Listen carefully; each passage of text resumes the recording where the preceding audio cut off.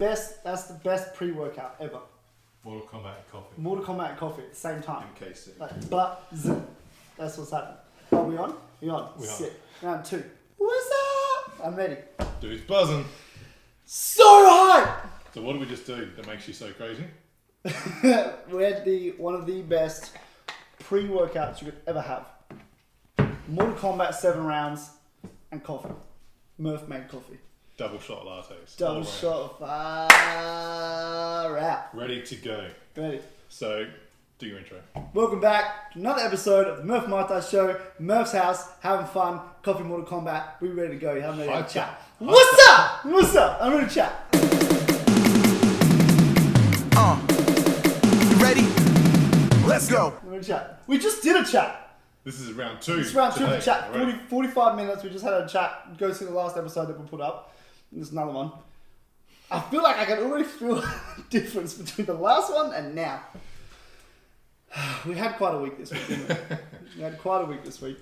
Would you say it's a depressing thing or... I would say it's a thing. I don't necessarily think things are depressing No. or not. There's no positives or negatives. It just is. It just is. That's how I think about So things. what is this thing that is? So, about 3 weeks ago, Yeah, 3 to 4. let's say within the last month, Within the last month.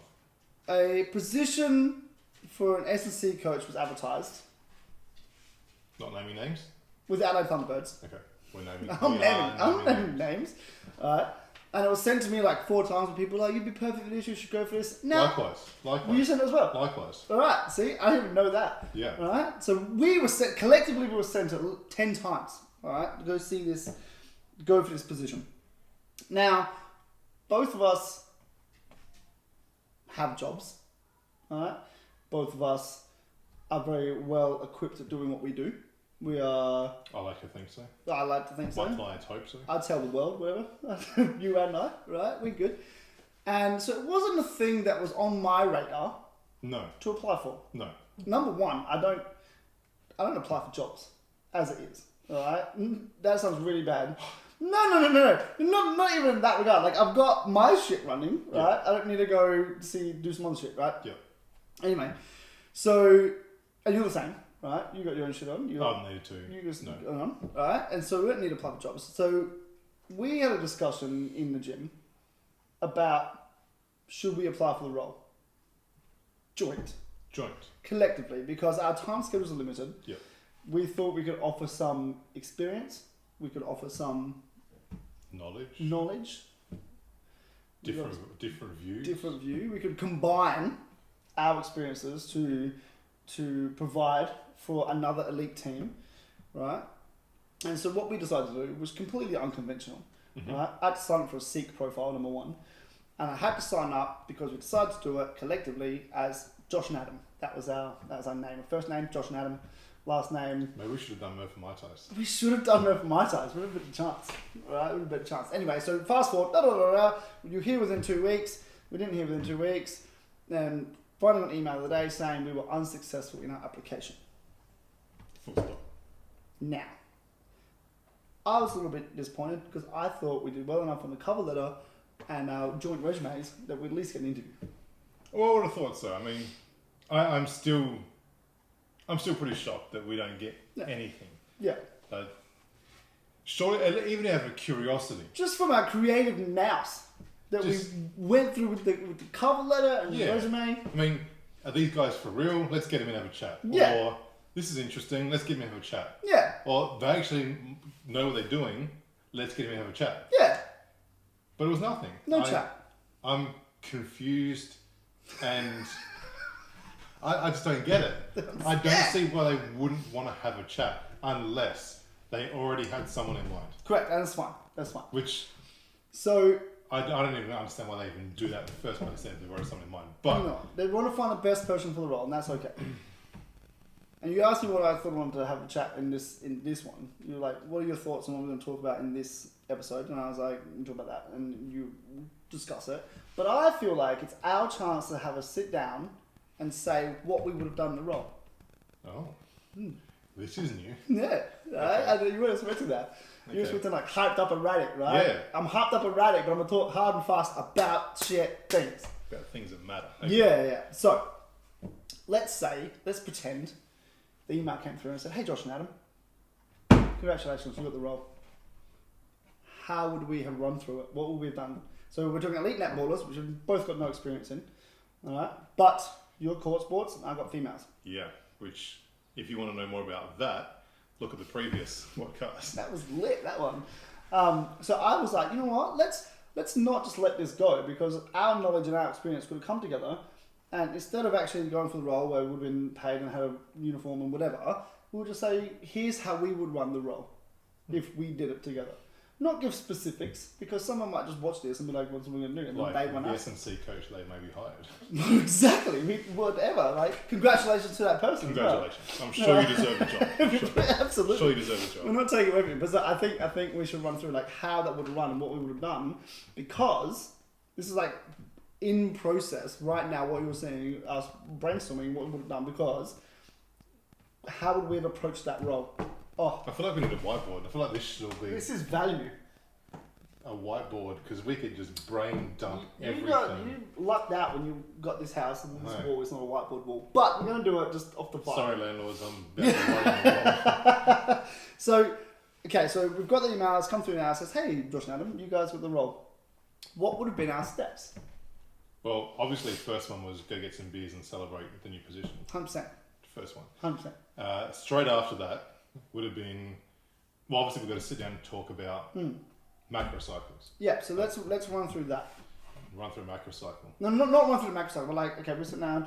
We're now like, let's formulate a plan Yeah. for how we would run this for netballers. Or break down a pre-season to start with. Well, first of all, I'd go back before that and say, I would say, what are the requirements of game number one? I'd be looking into that data. All right, but then I'll be also looking at how long the season is, when the season starts, what the pre-season has to be, most common injuries, all that kind of stuff. So that's the data we want to find first. Yeah, good call. All right. And this is what we'll be doing. It's exactly this. We're just throwing out ideas and we're like, no, let's do before that. Now let's skip to this next bit. So I'll be going, all right, we need to look at season length. Right? We need to look at energetic requirements and physical requirements. Game regularity. We need to look at the most common injuries. We need to look at performance markers, so what basically administration want to see as performance markers, KPIs, if they've got them. Injury history of players. Are we looking at individualised programs and to what extent? You know, and then based what are our requirements? And who are we working with? Other high performance team. Correct. So let's assume, from what I was told, physio, nutritionist, high performance manager. That's basically what it was, because we'll just sit in as an S&C role. Yep. Yep, so that's the data we need to get first. And then we'd look at breaking down the pre-season. How we're going to schedule things, where we're going to schedule it, the periodization as we move through it all. I'm not going into detail with that. Well, I think we should do a little bit, because like right now we haven't actually discussed this. This is like off the cuff right now, so you can actually kind of see without a whiteboard how we would formulate a plan for a team. Yeah, you got me. It's a Sunday morning, afternoon. Sunday afternoon now. I guess the first thing I always do with my teams is start off with anatomical adaptation, which is essentially basically getting back into lifting, doing the basic lifts and doing them well, learning techniques, gives them a chance, my team a chance to learn how I run things, gives me a chance to learn a bit more about the players and their bodies and how they respond to training. Not physiologically, because there's not enough time in that. It's normally only about max 2 weeks, but more like just mentally how they respond to doing a certain lifts that I do. So I'm going to start with that. And again, it's around about 2 weeks, 4 sessions. Before you start with that, I would want to send them a survey, as we discussed in the last episode. I see you've learned nothing from 45 minutes ago. Mortal Kombat has entered my head. You would so I would want to go cool with a survey. Yeah. About what their training styles are, what they like from coaches, how they respond best, what their injury history is if we don't have that already, and what they expect to achieve from our program. Whether they want extreme, like explicit individualized stuff, or they want a bit more generic, or they understand how we're going to roll. Yeah. So I would slot that in first. So we know how to approach everything. Yeah, so before we go and meet them, they've actually had contact with us first and foremost. Right? Through email, we might give them a phone call, whatever, they've had contact. And then we can go, all right, cool, let's now move into that 2 week block of we understand what they want from us, and how they want us to approach them as players. What's your thoughts on doing like an actual workshop? I'd do it for something like this. I would definitely do a workshop. Yep. In what way? What would you look to? Really based on education. So Yep. teaching them that, not obviously they don't care what reps and sets and everything is, but showing them a program. This is what a program looks like. Remember, they're elite netballers already, potentially having played for Australia or other countries. I still think you'd run through it depending on where they are, and they go, do you understand this? And you run through it if you need to run through it. But at least show them this is how we design a program. Correct. Yeah. More on what we would do. Yeah. So rather than the first time they go into the gym, they're like, "What the hell is this?" They know we've already been shown this. We already knew it, or now we know it. Correct. We can move forward. I agree. Again, as you said, these are elite level athletes anyway, so we probably don't need a massive workshop on full details. But just running through, these are the phases we're considering going through. Considering meaning that it's not always in stone. Correct. This is a journey we want to take you on. It may differ as we go along the process. What else would you put in an education session in our point of view? Obviously, the HPM would need to say something, the dietitian would need to say something, physio would have to say something. But I guess we would talk about weight training sessions. We'd talk about the conditioning, type of conditioning we would like to do. We'd talk about recovery. We'd talk about nutrition, be the nutritionist side of things. We talk about the importance of sleep and all that sort of stuff. What else would you think? It almost be like our expectations as well. What we'd have as expectations, what they would want from us, what their expectations of us would be. Which would be covered in the questionnaire anyway. Yeah, but remember, questionnaire is just be written. They'll be like, oh, cool, well, I expect this and this, right? But we don't get a face to face and have a discussion with them. So that's what I would point to that workshop as well. Expectations, understandings, where they're at, what they've done before, what they liked previously, what they didn't like previously. More like I consider it not a workshop, but more like a forum. Yeah, open forum. Open forum where cool, we sit down, here's what we're doing, here's what our plan is. And we're looking at this and this before. Any questions, ask them freely now. Because one of my biggest things is that open communication, straight up. What do you want from us? What do you what have you not liked? What do you expect? And then we can kind of come to a meeting where, okay, here's what we would run with. The plan is there. I'm going to let something out here. Exclusive. Okay. Oh! Exclusive. So I think this is the biggest problem I had with my team with 36ers last season. Personally, was as much as I promoted open communication, it didn't happen. And I think I'm going to wear a lot of that where I didn't openly, I didn't actively go seek it. Okay. So I said I'm open to everything, whether it's good, bad, positive, negative, about me as a person, about me as a coach, what I do. Please tell me everything, make sure that happens so I can modify, change, whatever. It didn't happen, I think, because I didn't actively go and follow that up. Okay. I expected them to come to me with the problems rather than me going to them and saying, how are things going? Yep. What do you think could be different? What do you think could be changed? And doing more regular catch-ups. I talk to the boys every day. How are you going? What's been going on? Blah, blah, blah. But I don't think I asked the right questions, perhaps, to suit this team. I based it on my previous 3 years, where I said at the beginning, and I'd constantly have people coming to me saying, this is great, I'm loving it, I want more of this, I need more of this, and I just knew that they were going to come to me. This time it just didn't happen, and I based it too much on my previous experience. I get you. Where now I know this is going to happen, could happen again, and I can say once a month, every 2 weeks, whatever it might be, let's catch up quickly as one-on-one for 5 minutes, 10 minutes, and you can have that time to now say all this stuff. Rather than, which will happen this season, at the end, they say, I didn't like this. Yep. Where obviously it's too late to change. Yep. So that's, the open communication bit and the education to say, come to me, and then following up with actively following that up is going to be a huge thing. So I think that's one thing we'd have to implement, educate and implement from the beginning. That's huge. That's huge to say that as well. Exclusive. Yeah. Dude, respect. So that's my crux. Yep. This is where we would work, you know what I mean? Like, you wouldn't have that aspect at the moment, obviously. I would have that aspect. There's shit that I wouldn't know that you would know. And that's why I think it would be perfect. That's why we're doing this. Right? So we have the workshop. After that, we get our expectations from both sides. So we understand now the skeleton around what the players want, we understand the requirements, we understand KPIs, we understand if there are KPIs, and we understand the progression of what the team wants moving forwards from administration, coach, players, us, HPM obviously, whatever they're doing. All right. Then the next phase, what we look to do, we look to then go, all right, we'll break down those macro cycles where we go, this is, macro meaning like the whole season. And then we look at the dates of pre-season, maybe mid-season, and the finals. Mm-hmm. We look at maybe that. And then we would start to plan from that. So you've said about a 2-week sort of introductory session, or introductory sort of period. Thereabouts, yeah. Mm-hmm. Depending on the level they're at. I mean, with the Sixers, by my 4th season, I wasn't even doing 2 weeks because they knew how I run things. And the main core were always there. Yep. Even if imports came in, I mean, I knew one of the imports anyway in Jerome and Ramon, 2 of them. Even when the imports come in, they could easily be guided by the main core. This is who Murph is. Yep. Most of them warned the imports who I was anyway. Yep. This is what he expects. It's going to be a tough pre-season, cool. So on and so on. So I didn't have to do too much by the end of it.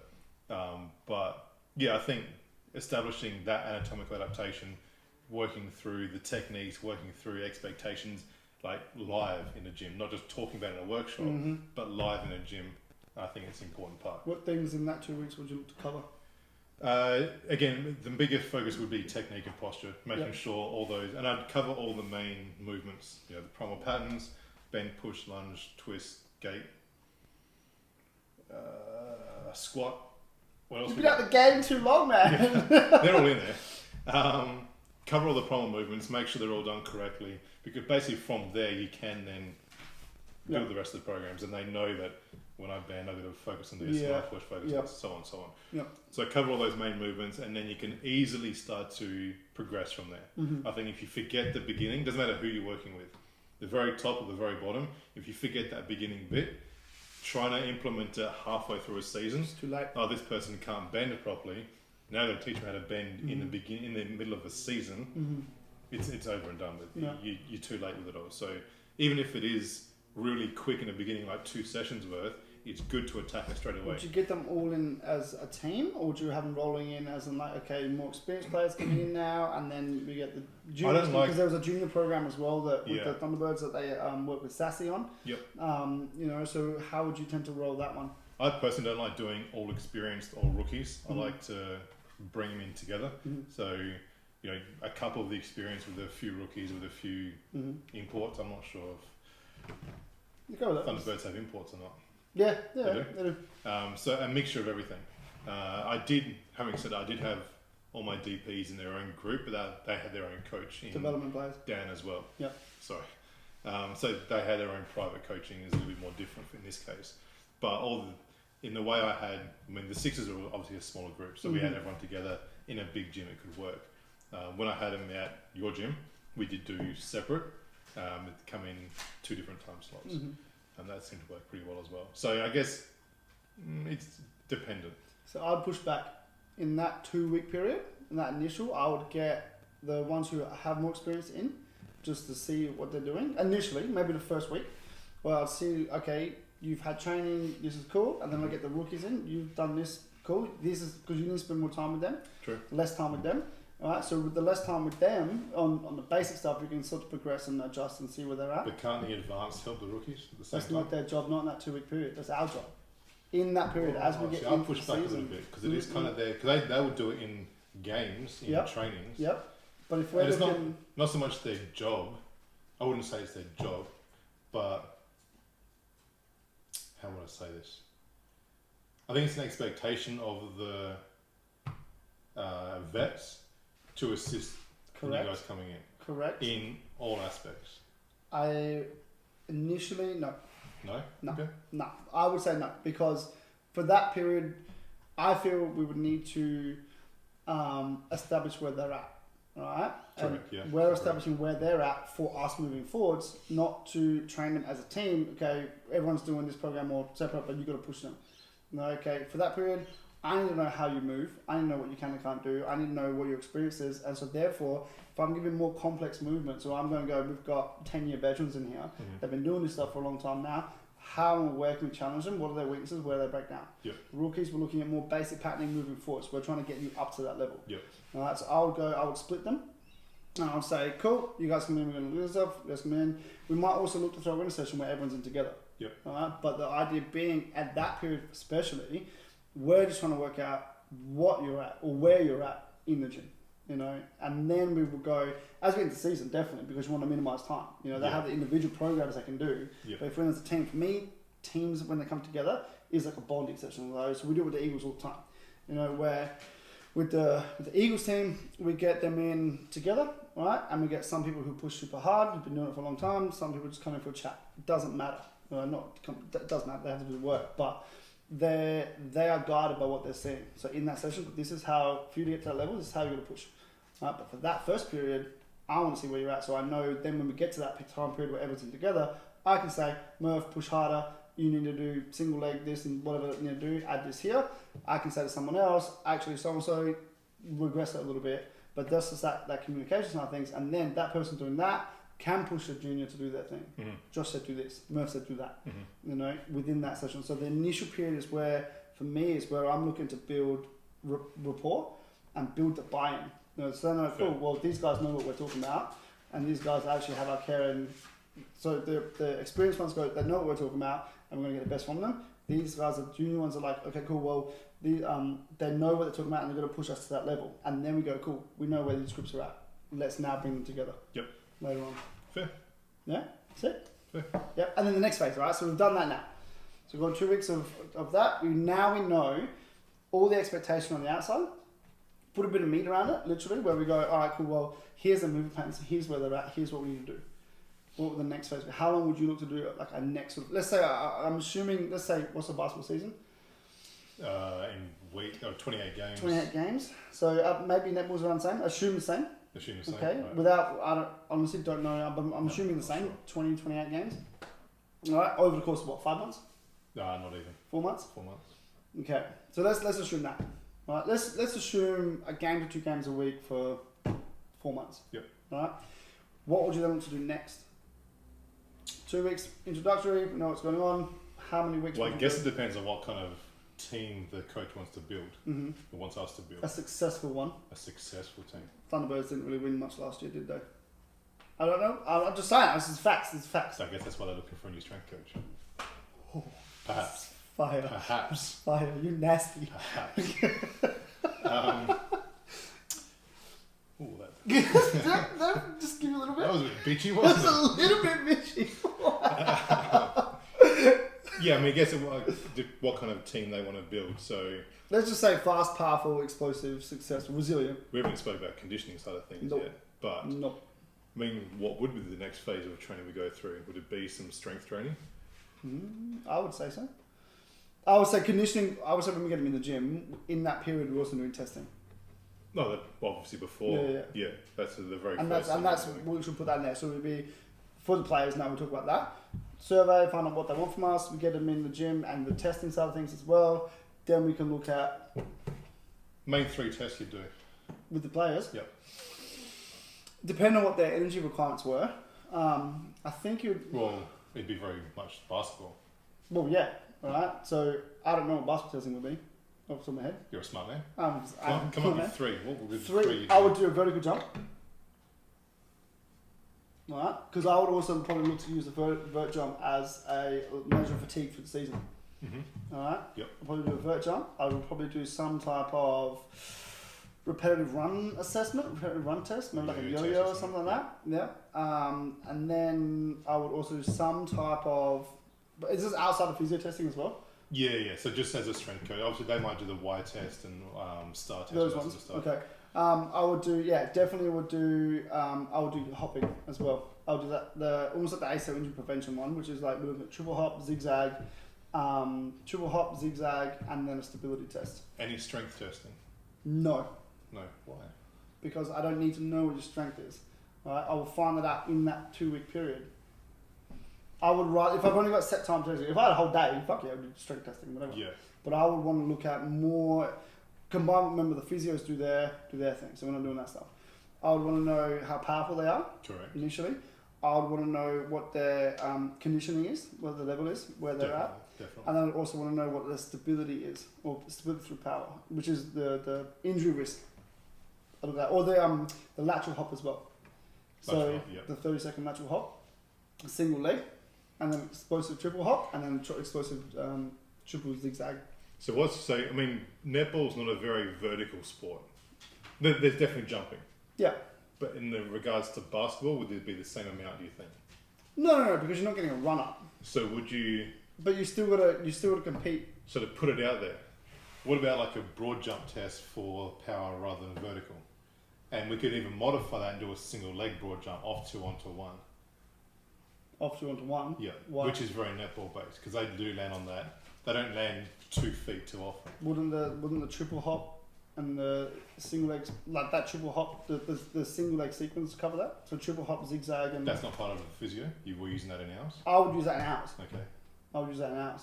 Okay, so That's- if you're that's using that in ours and the vertical jump, especially if we're doing pre-test, Because that, to regular me... testing. Yeah, well, because that, to me, that's the horizontal component there. Yep. I wouldn't want to do a broad jump and then do...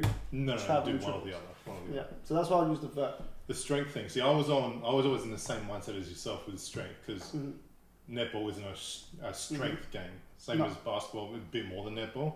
It's a bit more contact in basketball than Yeah. netball. But even basketball is not a strength game when you compare it to football, which is very much a strength game. But I've considered doing it again for next season, is adding in a strength component in testing. What would you add? That's what I'm needing to think deeper into. What would be the best? I mean, obviously there's the main ones of like a bench press or a bench pull or something like that as a main strength for upper body. Lower body is more power based, I think, than strength anything else. So I'll probably keep the vert test or a triple hop or something like that. But I haven't done strength testing with my guys for 3 seasons. I did my first. What have been your injury rates? I don't have injury rates from internal So force. why would you add them in then? I think. Why would I add them in? You're wasting your time and players' time. It's true.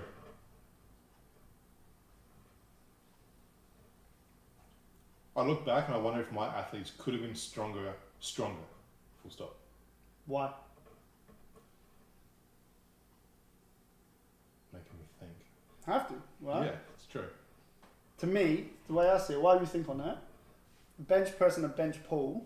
Isn't directly related to sport, to my sport. No. Anyway. Of course, it's a strength test, but Yeah. to me, it's a fucking waste of time. I would rather know how powerful you are, how stable you are, Definitely. right? Combined with your stability, right? Initially, which is the physio type things. Because on a court, you're not going to be showing me a push or a pull. In any sport, you're not going to be push or a pull. I don't need to know No, that. there's no direct push and pull. Yeah. Other than football, again, mainly. Yeah, There's yeah. a bit of a push off. That- Rugby, definitely. But for me, those testings and those components of training are to build resiliency, right? To make Yeah. sure, like, if you're robust, you Yeah. get hit and you got a big chest and big back, you're fine. Yeah. You know what I mean? You build robustness in them. But it's not required in the sport where if you're jumping in the air and you get hit, no matter how big you are, you're going to fucking be off balance. Yeah. You know, any core, any highly dynamic, highly complex movement or highly complex sport. You know, you don't need that. You need to be robust and you need to be strong, but you need also to be able to integrate hip to pelvis Yeah, of course. into core. You know, that's the strength you need. It's more dynamic. You know, it's a single leg. So I want to see in your triple hop or in your vert jump or whatever testing we're doing that.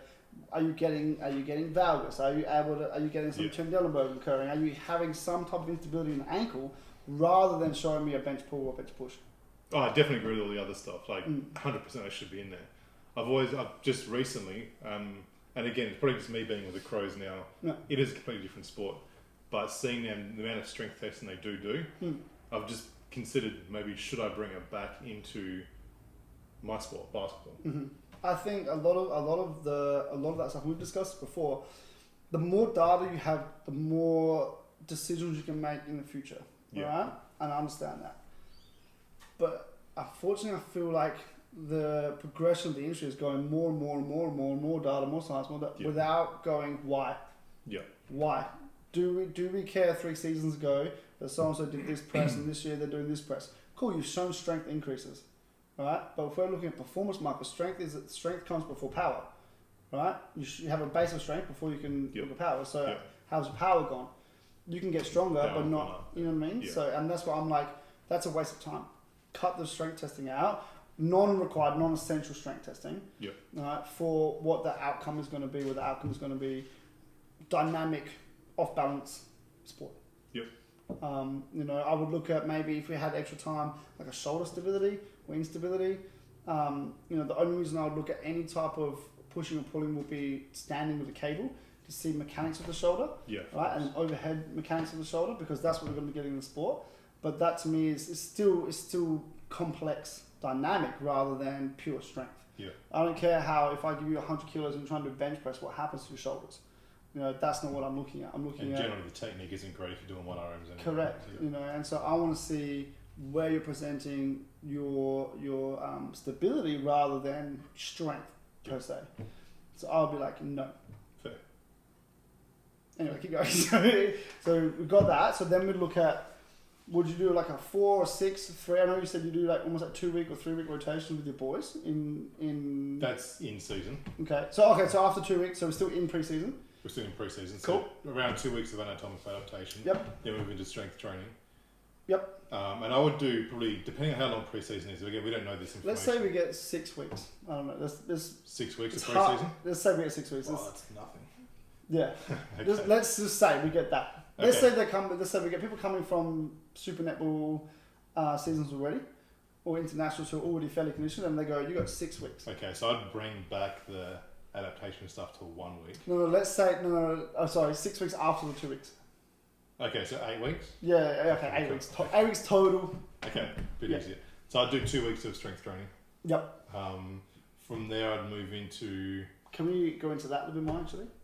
In that strength training of the movement patterns, squat, lunge, push, pull, bend, twist, gait, right? What would you look to? Would you remove any? Would you keep them all in? How would you sort of adapt the patterns? You'd definitely keep them all. Yep. You'd have to keep them all Yep. to create a balanced athlete. Yep. The ratios would be very different. Yep.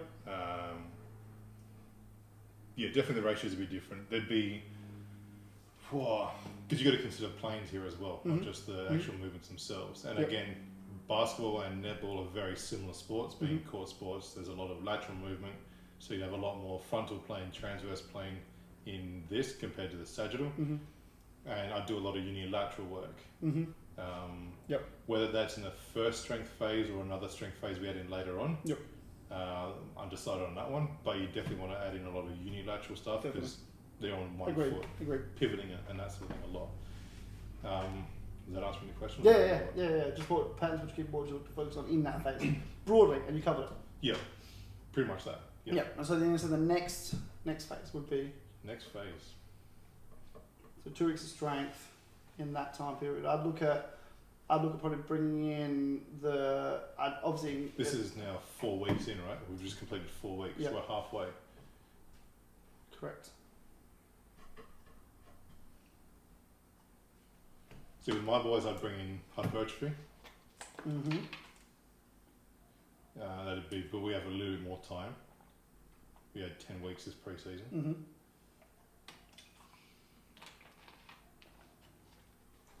You bring in a power session, followed by strength again, followed by more sport-specific power. I mean, What do I mean? In yep. which So aspect? is that what you do the last 4 weeks? The last 4 weeks, yeah. So you do power for 2 weeks, strength bring back strength for a week, and then you'd have how much longer left? That's 3. Well, not quite enough time, is there? I need a board to see this. So I'm very visual in my head. Yeah, I'm not. I got pictures already. I got the board already. Yeah, I'm not like that. I'm writing. You can see me looking at a board. I can see you picturing it. All I can hear is.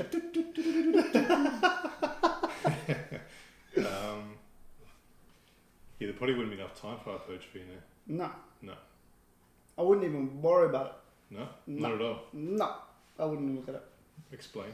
I would put hypertrophy, if necessary, in an individualized program, not in the group one.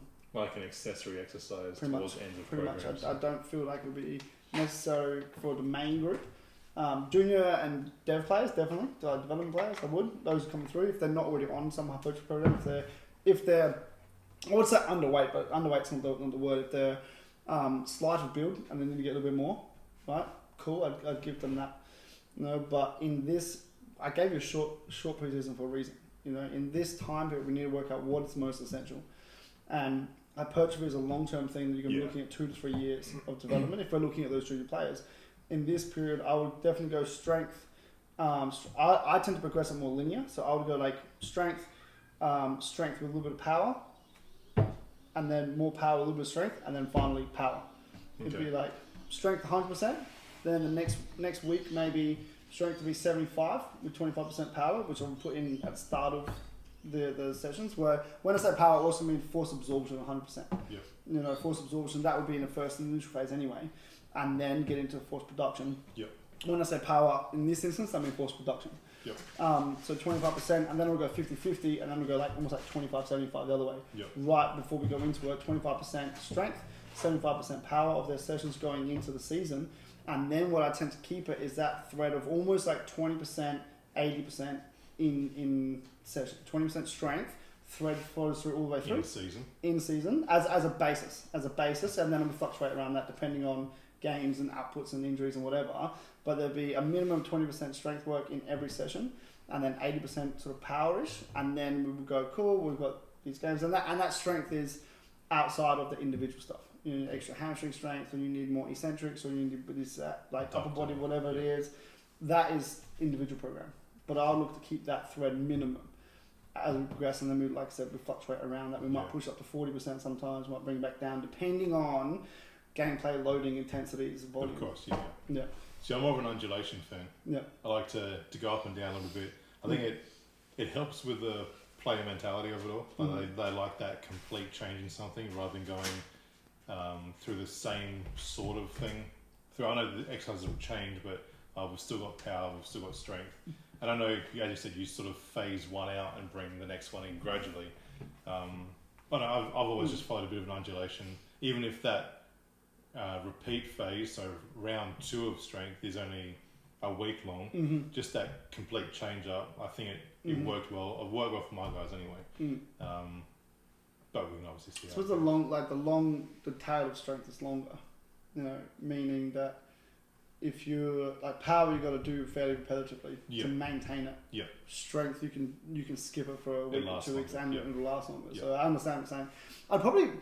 We'd probably look to be able to do something similar to that. Then we'd look to undulate it within those phases. Then, undulate it around. Like for me, it's a bare minimum 20% strength. All the time. You never go completely power for a week. Oh yeah, of course. And then undulate around that, and then like switch it up every sort of 4 weeks or so. Yep. And then we get to season. All right. So now we're looking at in season. So pre-season we're looking smick. They are on point. Yep. These girls are resilient as fuck. Yeah. Exactly. Yeah. And then in season, right? In season, what would you and how would you look to run sessions? Now, I'm a big fan, and I'm sure you know this, of microdosing. Absolutely. I was going to say 100%, but you know what? 100% doesn't sound as good as absolutely. Absolutely. I love to put a bit of everything in everything. Agreed. And now, whether that's microdosing over a week or a session, that can change throughout. And I like to, again, undulate that and vary that. But in every week, they'll cover every phase. It just depends on how much of each phase I put in. And that depends on basically the week's loading. Yep. So if they're training a bit more often, or they've got double-headed games, again, I'm not sure how netball runs with that, but they've got all that stuff. Then I'm going to give a bit less strength, a bit more power, a bit more mobility exercise in that session. If they've got a 7-day break, I'm going to put a bit more power, a bit more strength, a bit less mobility stuff in there. But yeah, definitely without a doubt, microdosing in every single over the whole week. How often would you put in landing mechanics work, and how would you look to implement that? Landing mechanics, some form of landing mechanics, or accepting force every session. Yes, correct. Every day. That's correct. Like yes. I'm on board. Yeah, without a doubt, I think, and this is something I followed from Mick Hughes He's a big promoter of that, and he's like the ACL guru in Australia at least, maybe even more than that. You need to learn, you need to maintain your landing mechanics, because you land how many times in a game, in a training session. You need to keep reinforcing that and keep it as joint health, essentially. So, every day, every training session now, I'll be doing some form of remembering how to land, landing mechanics, and then a transfer of that into expressing force within the session. How often would you do conditioning work with them?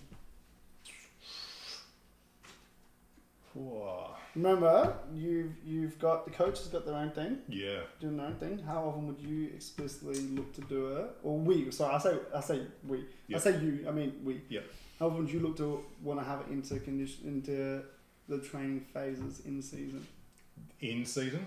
Yeah. Dependent on the training load. Mm-hmm. So I need to have some data for this one. Mm-hmm. Depending on training load and team performance. Mm-hmm. So it's a really tough question to answer. Cool. Good. There's no this is the answer to that one. There's no textbook for that. There's a lot of It depends. things going on, a lot of variables that can change that. One week I might chuck in 2 sessions, the next week I'll do none. Yeah. It all depends. I will try to go as minimal as possible, alright, and try to get their conditioning load. This is what I'll talk to the coach about. Is their conditioning load comes in their gameplay, training gameplay. That's what I would try and do. Obviously, you look at the data and what comes through, but my personal preference is to say their sport is where they need to work. And that's pretty much what I let happen with Joey. Yep. Was I didn't do a lot of conditioning, and we were one of the fitter teams in the league. Exactly. Because most of the sessions were done most of the conditioning was done via Joey. One thing I would do more of, which I haven't done yet, is do more agility-based work in warm-ups. Yes. You like that one, did you? So much. I'll do a lot more agility work. So I did it regardless, but I'll probably do more drills than warm-up. So when you say agility-based work, do you mean change of direction, or do you mean agility? Like reactive agility and change of direction stuff in warm-ups. So again, I spoke about this in the last podcast. I'll bring it in. Actually, I didn't speak about this in the last podcast. I touched on it a little bit. Was, you know how I said there's stations in warm-ups? Mm-hmm. That's inside the facility. Then they go on the field and do another warm-up. Like a proper warm-up. I assume that. But that makes, And in that was clear. That was clear. That was clear? Cool. Yeah. In that, they've got an agility station on field as well. Yep. Where they've got 2 sections of agility. One is change of direction. Yep. One is reactive. Yep, cool. And that's what I'd have from now on as well, which I really like, and I haven't done that yet. Is, okay, we're going to do, here's your stations. One area is with a coach to do the reactive side of it. Yep. And you're going to do some stuff over here like M's and N's and some lateral movement box slides. And then you're going to come, once you've done that, 2 reps. So you need 2 reps, 2 rounds. Come over here and we'll do 2 to 3 reps of some agility, reactive agility stuff. Next station, off you go. Yep. Agility work daily, reactive change of direction agility work daily, just to pick up anything going on there. And then true conditioning, in season, minimal. See, I like pre-season more so. Yeah, of course. I like to add in the change of direction as part of change of direction. Define routes. You know what I mean? Yep. You're moving here, then you're going to move there, then you're going to move there. You know, you already know what's about to happen. Predefined path. Yeah. I would use that, and I like to use that as like a part of the warm up.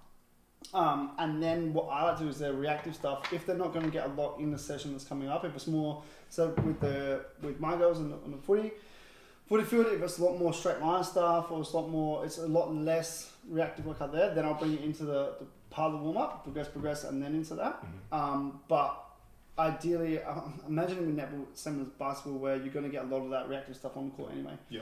You know, and so I tend to leave that side of things to that and be like, cool, as long as I know you're moving well, these directions, we want to test everything in 3 dimensions in the COD side of things, then we're going to get that on the court and go, cool, what's the plan look like? Looks a bit like that. All right, cool. We don't need to add any reactive stuff in with me. Yeah. Because the way I tend to think is that if I do more reactive stuff, that does fatigue the CNS too much for when they're getting onto the... Yeah, and that's why I'm saying 2 rounds. Dependent on, it takes, literally not even a minute to get through it, maybe Yeah, 40 yeah. seconds, and And you've then done 2 off you rounds go. and Primed. now go take shots and you're Primed good to and go. ready. Exactly. Yeah.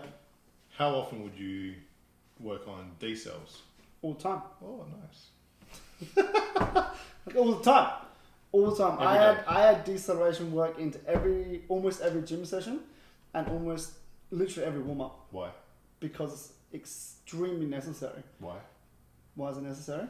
Because in the game, if you can't stop properly, the risk of injury is a lot higher and you can't produce force properly. Mm-hmm. So for me, I've added a thing in this year with the warm-ups where our guys and our girls will accelerate, they'll decelerate over a period of time, but don't stop, and then they'll accelerate back out again. Yeah.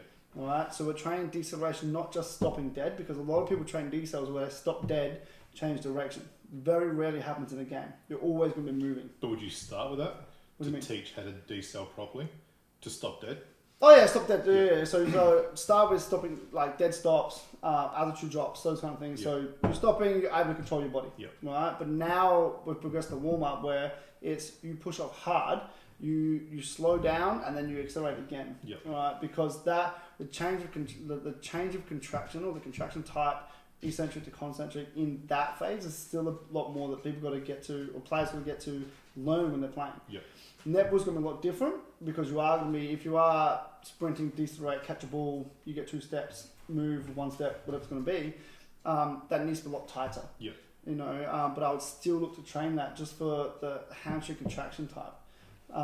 So I would add that into every warm up, every warm up, which covers every session.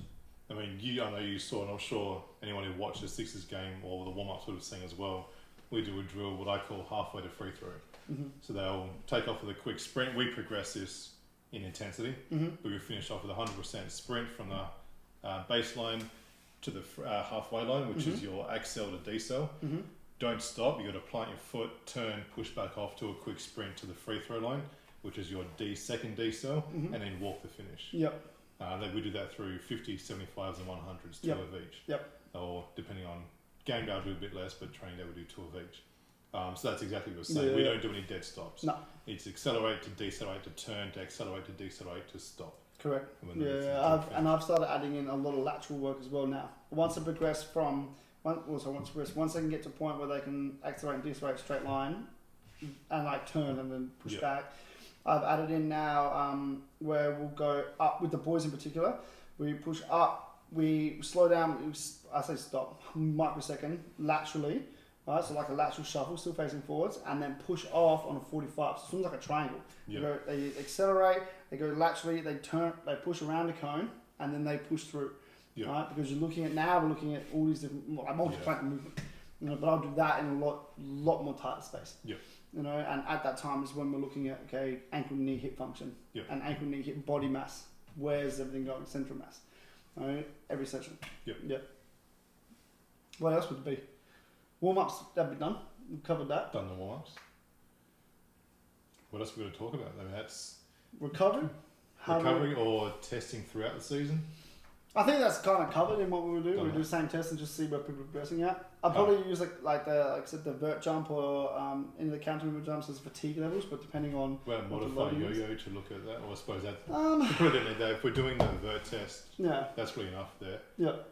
There is a modified yo-yo that I know Yeah. a lot of AFL clubs use. It's like 4 minutes long, Yep. and I'd probably do that if I was to do it, which I haven't done. It'd be once every 2-3 weeks to see probably every 2 weeks how things are going. Mm-hmm. But vert test, I know we did it every week. Yep. The biggest thing with that is just buy-in. Yep. You need to do it properly because if you're doing a half-assed vert test, you're not going to get very good data, and No. you can't really do much with that. But I would look with this, if we're looking, remember we're doing it as a joint, I would look to go, your I say role within the role would be more the the court-based change of direction, assessment, movement work. I would look to do the communication, connection, rapport building as well. Like obviously we'd combine with that and it would cross over, but I'd be like, cool, here's what my focus would be. Yep. Here's what your focus would be, and then we blend that role together because you're not going to get that from every person. I know what my weaknesses are in field sports, in court sports, and you know where your weaknesses are in communication with females. You know what I mean? And so that's what I would look to do as well, and we would then move, and over the course of the year we would both grow, you know, with that, because we've never worked together. No, we haven't. We've never worked, we work well together, but we've never actually worked Yeah. on a team or a program together. Which I think would be very beneficial for both of us to do that cross collab, you know, which is why it was exciting to have Josh and Adam on a resume. Yeah. So yeah, so I think the last thing would be like, how would you look to structure your recoveries? I don't know the facilities, so let's say we've got no facilities. Nothing. You know, let's say we've got ice baths. Ice bar. That's a bare minimum. So you brought this up in our last podcast, and you make ice bath mandatory or not? For those who want to. Yeah. Okay. Most of them. So Do. I'm not going to force. I'm not going to force someone who doesn't like cold water to get in cold water. Yeah. Okay. You know, but I'm going to explain to them the benefits and what I want to see them doing and why. Yeah. Yeah. So I did push it. So I strongly recommend it. Not pushed it. I strongly recommend it to those that are really basically 27 and older. Yep. I come up with a number. There's no science behind that number. There might be. I don't know. But I said 27 and older. I recommend you really do it just for that anti-inflam. Because you're older, the world is harsh. Exactly. For anyone below 27, 26 and lower, I have read studies on allowing that information to be there for adaptation purposes. Yep. So I didn't promote it as much. I said, look, if you don't want ice bath, that's cool. I still want you to get your massage. I still want you to do your foam rolling and all that other sort of stuff. But ice bath isn't as necessary for you. I'm happy for you to adapt as is. And they do adapt as is. We didn't have many people that did ice bath this season. And again, injury rate says it's a good thing. No. It obviously worked out well. But yeah, we didn't have many ice bath. Ice was used regularly on the main joints of knees and that sort of stuff. But ice bath wasn't used as much. Having said that, they did really enjoy, as much as they whinged, they did enjoy the beach session. I would do that. If there's no ice baths or we didn't consensus on that, I would be like, bitch. Yeah, beach did work well. Water immersion. Yep. Yep. They did enjoy it when they were in the water. I think it was more the whole thing of driving down on a Saturday morning, leaving family behind, which probably brings me to, I guess, the biggest recovery is the mental and the physiological through sleep. Yep. And I think part of the mental recovery is having days off. Yep. Where there is nothing scheduled. Yep. Spend time with your loved ones, your family, your kids, whatever it's going to be, and just have your time to be on your own. Because then you can come back the next day like properly refreshed, not just physically. Absolutely. Because we can do the physical side, but we can't help with the mental side of refreshment. You need to go away and do that on your own. Yeah, I think that's quite an important one. And again, the education behind that, like, go to bed at these times of the night. Don't try and push yourself to 1 o'clock in the morning. And I know after games it's more difficult because you've got that adrenaline, that high, the hormones are running. But as much as you can, try and get to bed a little bit earlier and educate them on that circadian rhythms and cycles. I look at going from a very generic point of view.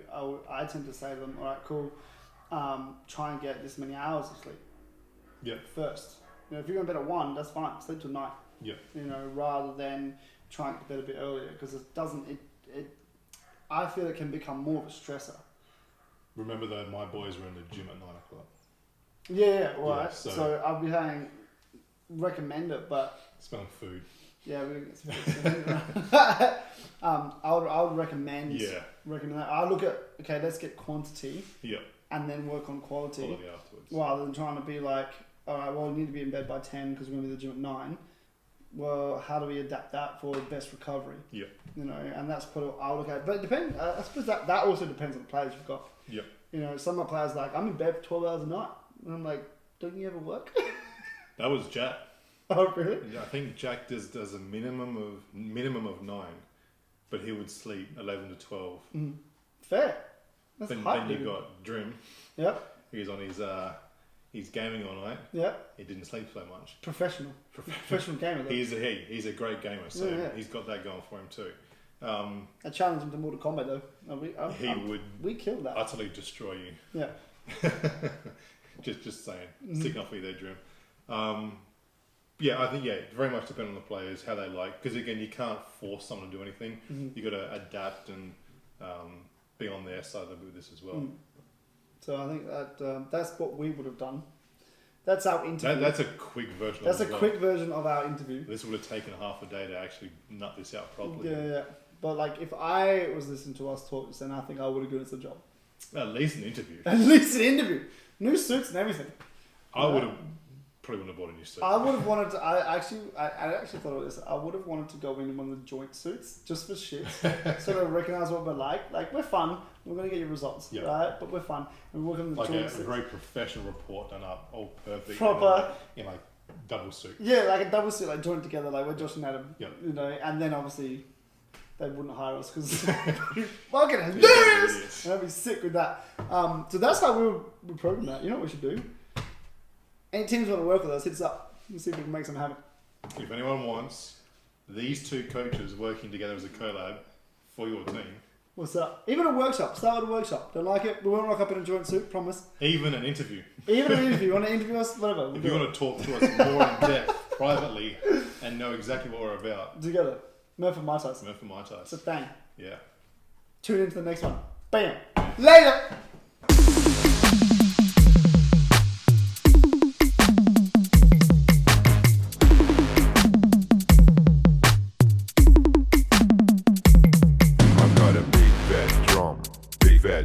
I've got a big fat drum, pounding so bad. I've got a big fat drum, big fat drum. I've got a big fat, big.